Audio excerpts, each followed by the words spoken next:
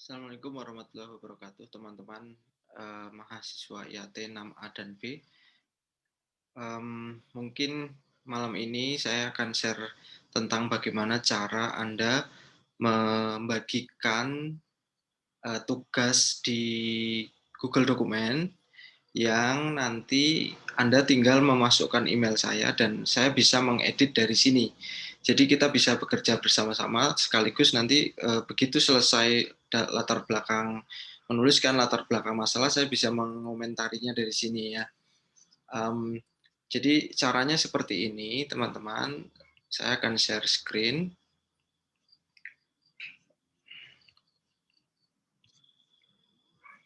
Nah, ini sudah apa namanya?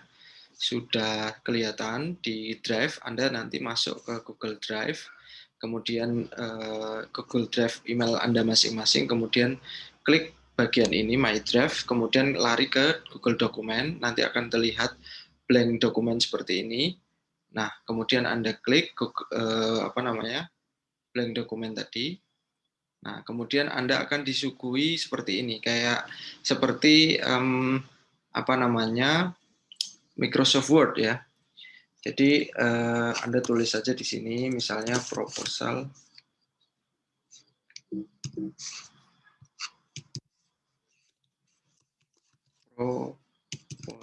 skripsi,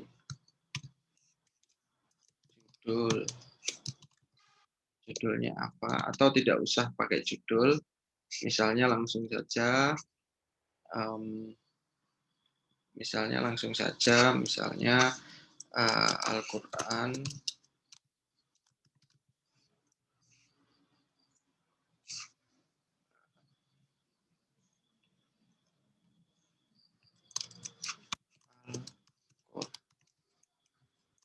digital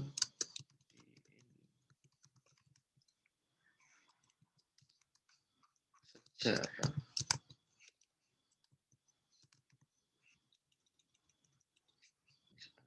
Misalnya dinamika Al-Quran digital di Indonesia. Misalnya seperti ini ya.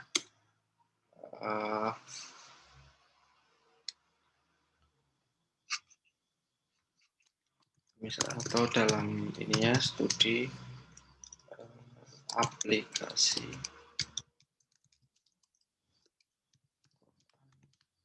di mushaf.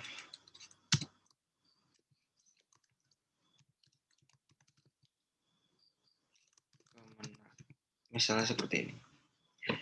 Nah, terus bawahnya misalnya latar belakang masalah.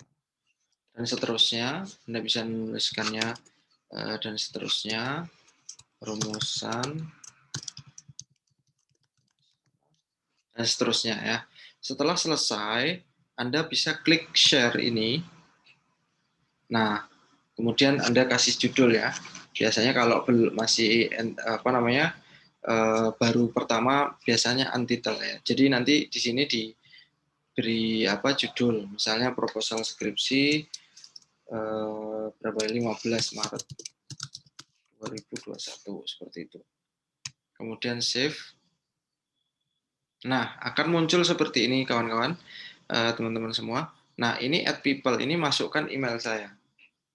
Misalnya Oman, email saya oman@gmail.com. Seperti itu. Nah, ini kemudian tidak usah, notifikasinya tidak usah, tinggal di send.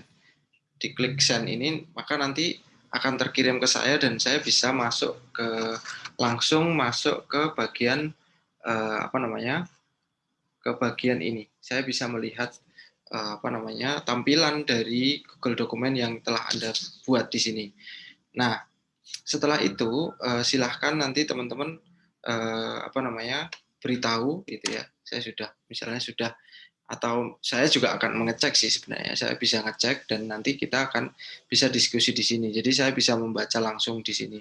Jadi misalnya ada perubahan atau tidak, itu saya bisa membacanya langsung di sini ya. Dan ini bagian dari cara kita atau cara saya menunggui teman-teman menulis.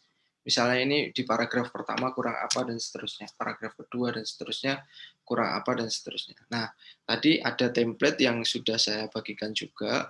Misalnya itu kita akan kita akan copy paste juga bisa di sini misalnya. Nah, oke. Nah, silahkan ini nanti teman-teman bisa memasukkan dari sini paragraf pertama itu isinya apa seperti itu ya. Memuat masalah apa yang hendak Anda angkat. Jadi tidak usah bertele-tele. Misalnya sebagian besar sekarang ini orang menulis proposal itu memulai dengan Al-Qur'an adalah pedoman bagi umat Islam. Ya, itu semua orang sudah tahu ya. Tetapi Anda saya sarankan untuk langsung saja masuk ke tema yang akan dikaji gitu ya. Nah, kalau Anda mengkaji tematik misalnya hubungan antar agama dalam Al-Qur'an misalnya, ya sudah langsung aja misalnya ada fenomena-fenomena kekerasan dalam agama seperti itu yang sekarang marak terjadi, ya sudah tuliskan saja tetapi jangan lupa sebutkan sumbernya dari mana Anda membaca itu. Jadi jangan sampai misalnya sekarang ini era teknologi membuat manusia atau kalangan anak muda itu terjerumus pada hal-hal negatif. Anak muda itu siapa gitu ya? Itu ya. Terus Anda dapat dari mana? Apa Anda melihat sendiri? Itu ya. Kalau Anda melihat sendiri kan berarti terbatas hanya di daerah Anda sendiri. Kenapa kok Anda mengatakan semuanya pemuda seperti itu? Nah, kemudian ini jelaskan sekitar 1 hingga 3 paragraf ya. Bisa 1 atau 2 paragraf. Nah, kemudian di paragraf keempat dan sampai ke-6 misalnya, tuliskan problem akademik. Jadi latar belakang masalah itu memuat problem atau masalah secara faktual, secara realistis gitu ya, berdasarkan pada realitas yang ada dan juga berdasarkan pada tinjauan akademis gitu ya, hasil penelitian dan seterusnya.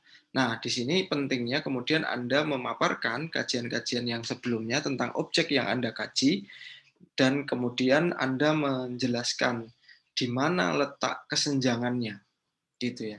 Jadi di mana letak kesenjangan orang yang tentang tema yang Anda angkat tetapi orang belum belum bahas atau baru sebatas apa membahasnya.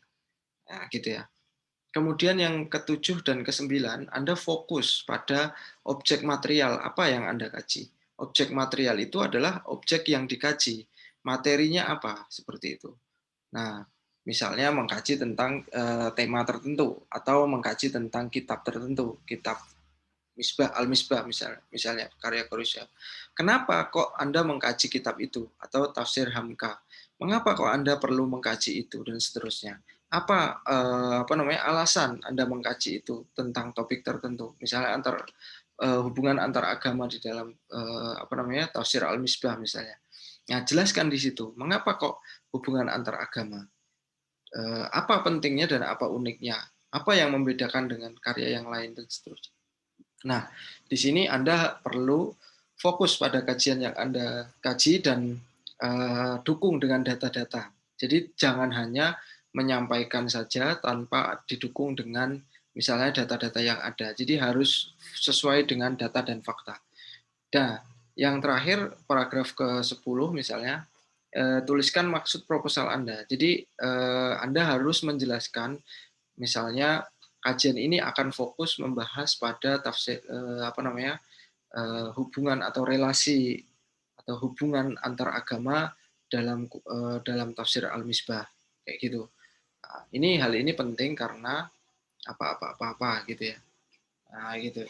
Sehingga diharapkan kajian ini dapat memberikan kontribusi dalam apa seperti itu. Meskipun nanti di bagian bawah itu ada tujuan dan manfaat, tidak masalah Anda menjelaskan juga di dalam latar belakang masalah. Itu sebagai penguat ketika Anda ingin membahas satu tema tertentu. Oke, saya kira itu dulu. Kita akan lanjutkan nanti ketika kuliah ya. Terima kasih. Nah, kira-kira itu teman-teman yang mungkin video sederhana ini, semoga bisa ditindaklanjuti dan terima kasih. Assalamualaikum warahmatullahi wabarakatuh.